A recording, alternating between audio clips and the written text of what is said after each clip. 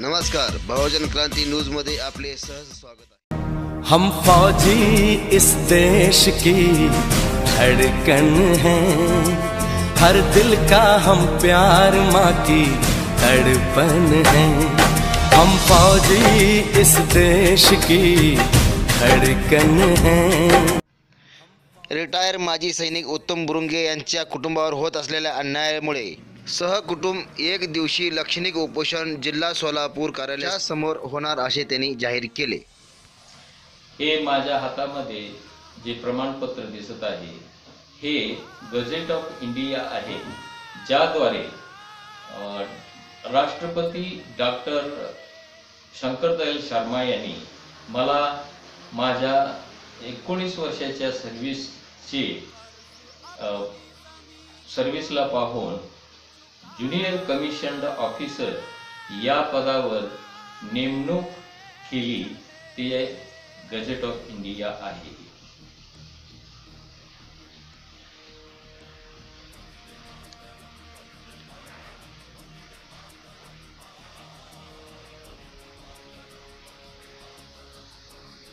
नमस्कार, मी उत्तम महादेव बुरंगे, राहणार बुरंगेवाडी, तालुका सांगोला, जिल्हा सोलापूरचा रहिवासी असून भारतीय सेनेमध्ये 27 जून 1967 साली भरती झालो होतो आणि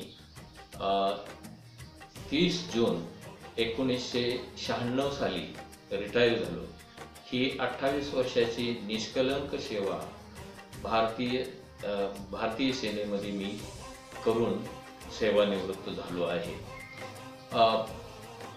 प्रशासकीय अधिकारी माजी सैनिकांना बऱ्याच सुविधा देतात, सहानुभूतीपूर्वक विचार करतात, मान देतात असं म्हटलं जातंय, परंतु असं होताना मला दिसून आलं नाही।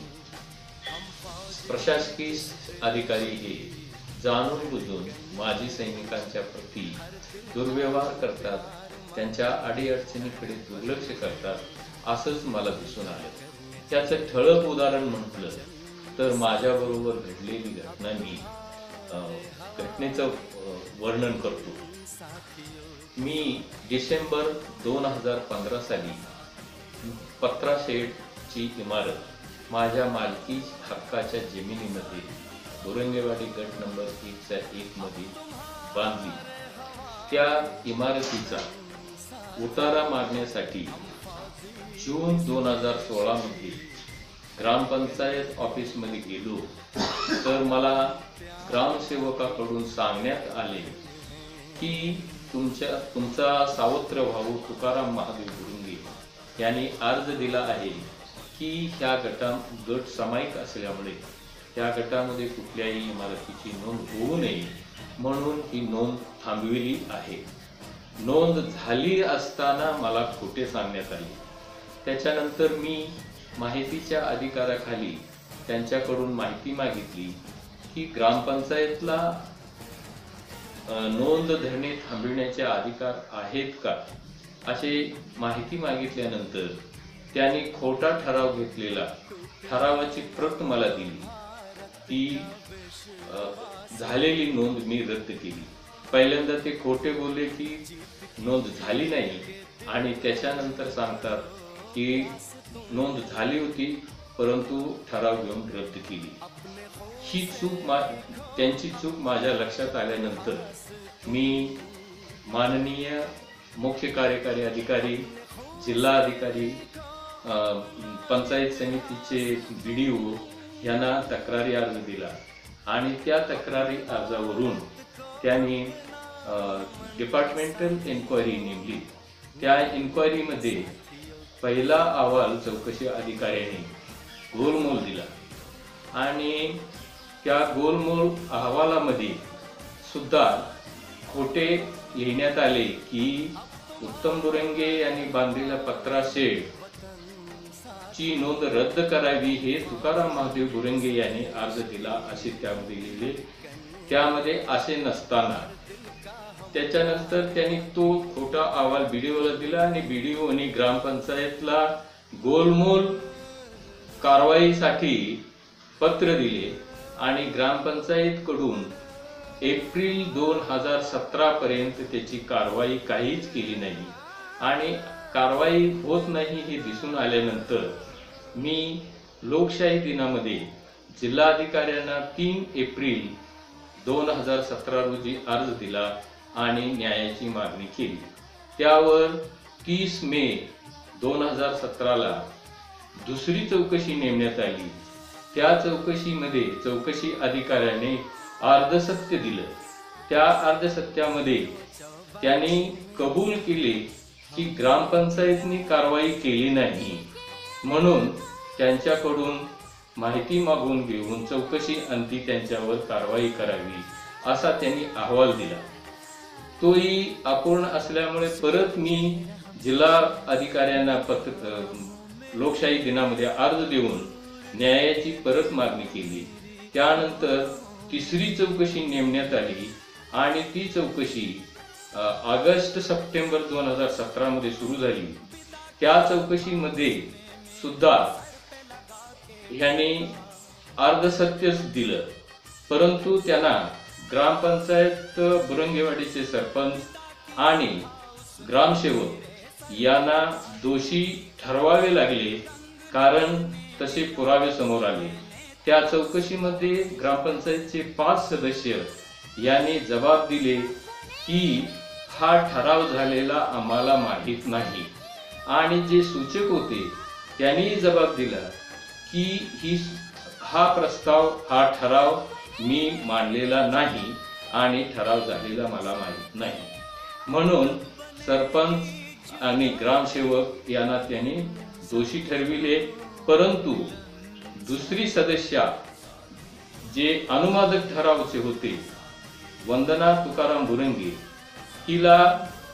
हिच्या विरोधात त्यांनी हिला दोषी धरले नाही, परंतु बेकायदेशीररित्या नोंद रद्द करण्याच्या कटामध्ये ही सदस्य सुद्धा सामील आहे हे तिच्या जबाबावरून दिसून येते, तरी सुद्धा तिला दोषी धरले नाही। म्हणून परत मी BDOना माहितीच्या अधिकाऱ्याकडे विचारलं की हे असं का केलं। त्याचे काही उत्तर दिले नाही त्यांनी। 30 दिवसाच्या टायमामध्ये परत मी अपील केलं। अपीलची सुनावणी झाल्यानंतर माझे म्हणणे त्यांना मान्य करावे लागले आणि ग्रामपंचायत सदस्याला ही दोषी ठरवून तिच्या विरोधात कारवाई करायचं ठरवलं त्यांनी। आणि ह्या तिघा विरोधात कारवाई करण्यासाठी ग्रामपंचायत अधिनियम 1959 चे कलम 39 प्रमाणे अपात्रतेच्या कारवाईसाठी 603 पानाचा प्रस्ताव माननीय BDOने माननीय जिल्हा परिषद अधिकारी कार्यकारी अधिकारी यांना सादर केला, परंतु मुख्य कार्यकारी अधिकारी यांनी खऱ्याचे खोटे करून त्यांना क्लीन चिट दिली। त्यामध्ये त्यांच्या निर्णयामध्ये असे लिहिले की ज्या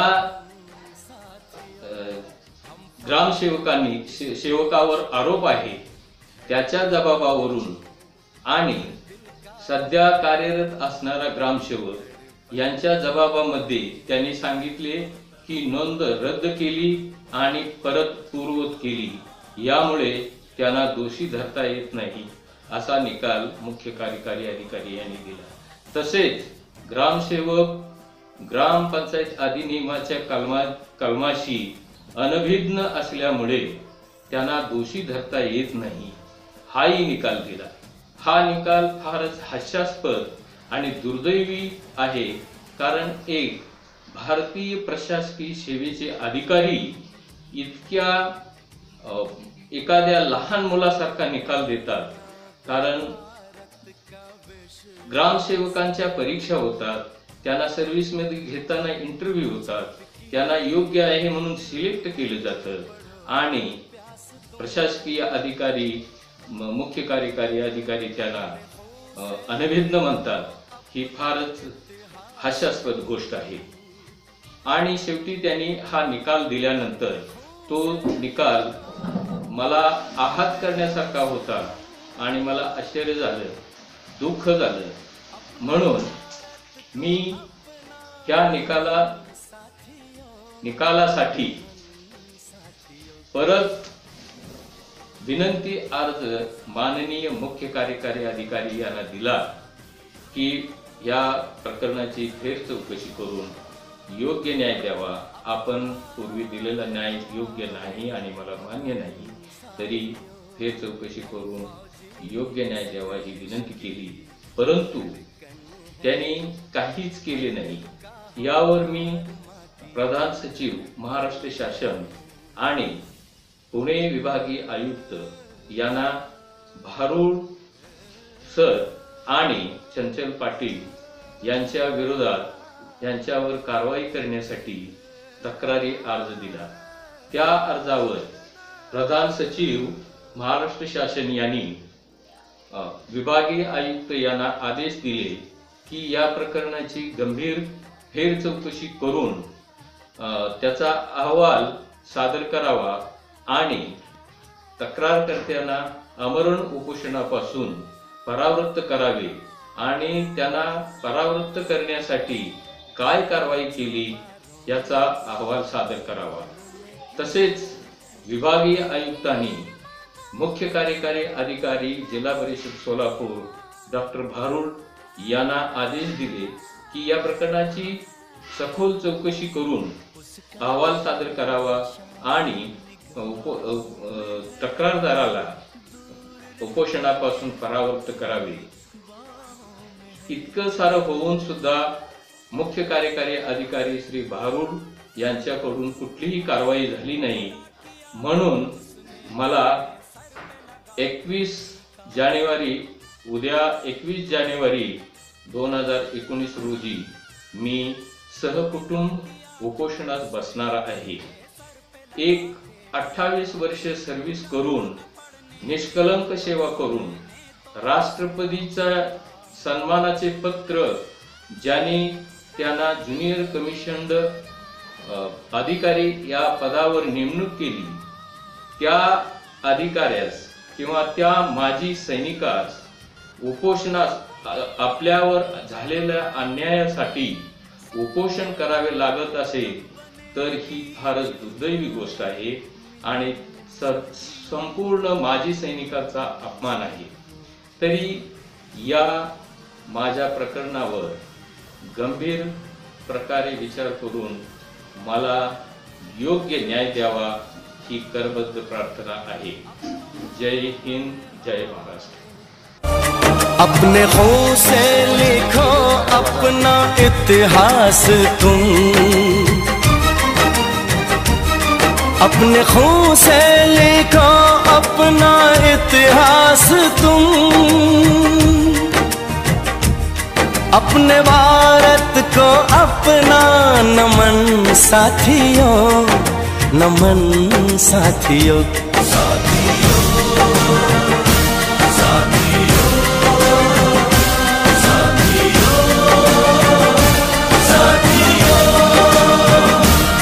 अब तुम्हारे हवाले वतन साथियों, हम फौजी इस देश की धड़कन हैं, हर दिल का हम प्यार माँ की.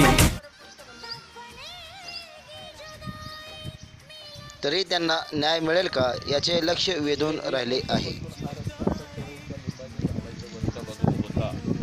आणि तो रस्ता ह्यांनी जाणून बुजून रस्त्यावर आडवा बांध घालून माझी दारकोंडी केली आणि दारकोंडी झाल्यामुळं मला डांबरी रस्त्याकडून रस्ता दुसरा सेपरेट बनवावा लागला.